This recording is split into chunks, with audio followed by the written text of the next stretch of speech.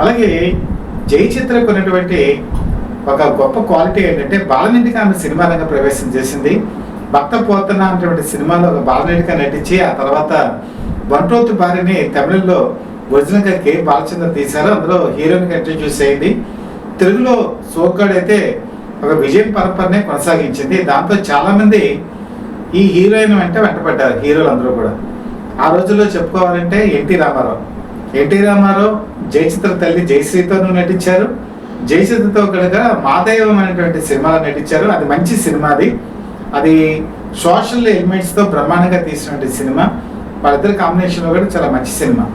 ఆ తర్వాత మీకు అక్కినేని నాగేశ్వరరావుతో కలిసి ఆత్మీయుడు అనే ఒక సినిమాలో నటించారు. అలాగే రాముడే అయితే అనేటువంటి సినిమాలో కూడా ఆమె నటించారు. స్వామితో నటించారు. సూపర్ స్టార్ కృష్ణతో అయితే అన్నదమ్ముల సవాల్ లాంటి సినిమాలో కూడా మీకు తెలిసిన విషయమే. అది అద్భుత విజయం సాధించింది.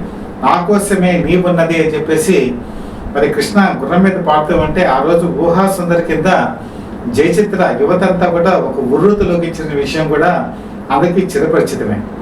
ఈమె యాక్టింగ్ స్కిల్స్ కనుక చూసుకుంటే ఆమె సినిమాలో ఏదో ఒక చోట పెర్ఫార్మెన్స్ సూపర్ స్థాయికి తీసుకెళ్ళిపోతుంది.